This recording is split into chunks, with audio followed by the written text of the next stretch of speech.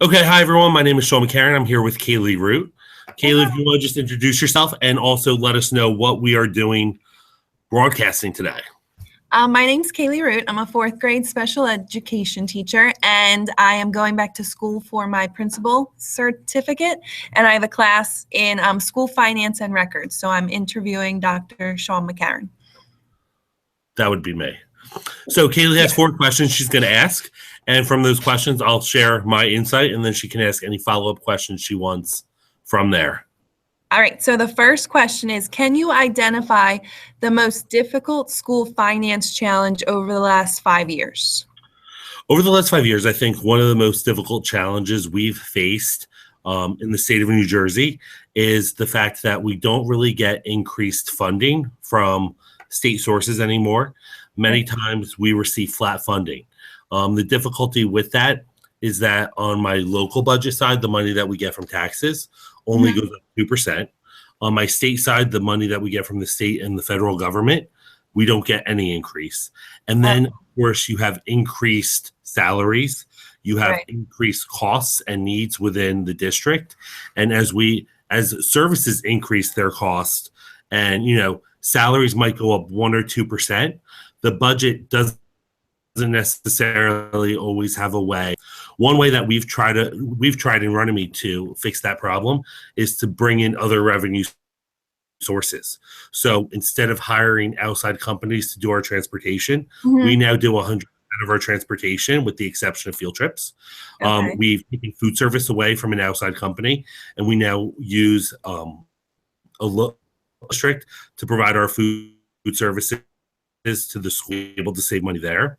And then this past year, we just started our own before and after care program, which we'll be able to use the money that was made off of that program to then offset the cost of our summer programming that we're going to offer to the students in the summertime. So unfortunately, money isn't coming in other ways. We have to create other revenue sources to bring money in. Right. Okay. Well, with that, it says, what was the impact of the challenge? But I guess you kind of answered that. And I mean, the impact is like, when I go into a budget, so right now it's budget time. So my budget's due to the county office in the next 3 weeks.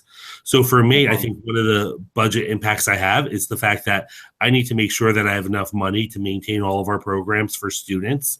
And that on top of that, if something happens throughout the school year, that I've budgeted money to take care of those situations that might arise as well.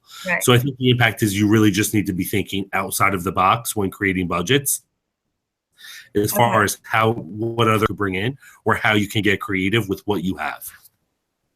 And how far in advance do you plan the next year's, plan for next year? So you plan the budget starting in October. So the school year is actually just started and we're already discussing our next school year. And what happens is that a school budget is very different than other budgets you might say, because with a school budget, it gets approved by the public in April. And once it gets approved, there's very little wiggle room. You can't move more than 10% of your money as far as where you budgeted it in each line between different areas. So you kind of have to really know what programs you're working with. And if you do need to move a larger amount of money, you need to receive county approval in order to do that at the state level, because they want to make sure that the school budget, that the taxpayers are aware of where their money's going and how their tax dollars are being spent. So when we approve the budget in front of the board, we do a budget hearing where I'll present the budget in its entirety to the public or anyone who shows up for that matter. I then take questions, but that way we're disclosing. And the whole point with school districts is you want transparency. You want the public to know exactly what you're doing, where your money's going. And if they have a question, they should really be able to ask me a question about it, and I should be able to justify it. Some of the larger purchases that have been made that I've been questioned on have been the Chromebook purchases. We went from not having one-to-ones to having a 1-to-1 ratio in grades 4 to 8, plus every staff member having a Chromebook. Purchasing school buses. Those are visible things that people see on a daily basis. A very large yellow bus driving through the community. So they want to know, how are we saving money in the purchase? So when something comes up like that and they question me about, let's say, a school bus purchase, I can then come back back to them with, I spend $130,000 hiring an outside company each year. By purchasing a school bus for $85,000 and the cost of the driver, in the first year alone, we've already paid off the majority of that school bus that we will then have for at least 10 years. So there's your justification that you have to back things up with. So it's not just being able to do something, but then being able to justify your reasoning behind it. Okay. And, well, this one, it says, how was it resolved? So the biggest challenge, but I guess you kind of answered that. Well, and how it's resolved is the fact that we're always looking for new things. So we're always looking for different ways to bring in revenue. At the end of the day, though, bringing in that revenue also requires staff and people to manage the revenue sources that you're bringing in. So, for example, I've been very fortunate with my food service staff, with my office staff, with my before and aftercare staff to manage all of those different things. One thing we're looking to do, and not to just to resolve it, but to make sure that we continue on the path that we're going, is this upcoming year, instead of just offering Title I summer programming from 9 to 12 and ESY for special education students from 9 to 12, we're looking at doing a 9 to 3 o'clock full day summer program. Now, in order to do that, of course, there will be a minor cost, but we're also looking at collaborating with the borough of Runnymede to try and offset that cost and provide as much for the community as possible. So one thing you really have to do is also look at outside resources that are available. You're accommodating all of those needs for not just, your students, but also the community as a whole. Okay.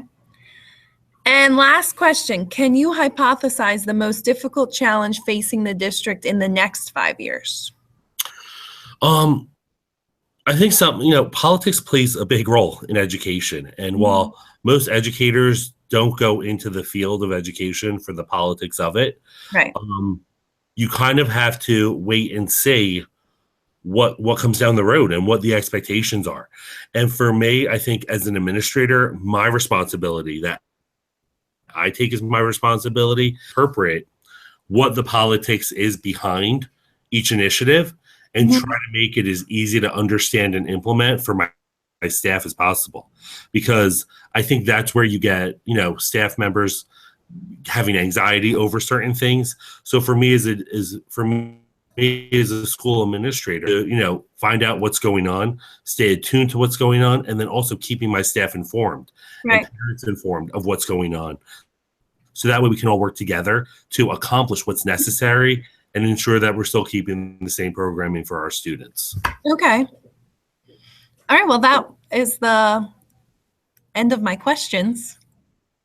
Well, awesome, Kaylee. Thank you so much. I appreciate you doing this in a Thank you. Google Hangout Live feature for me to play around and test drive this program. Yeah, it was great. I think it worked out. Yeah. So I'll see you right down the hallway in a couple minutes. Okay. I'll talk to you later. Thanks, Kaylee. Thanks so much. Bye. Bye.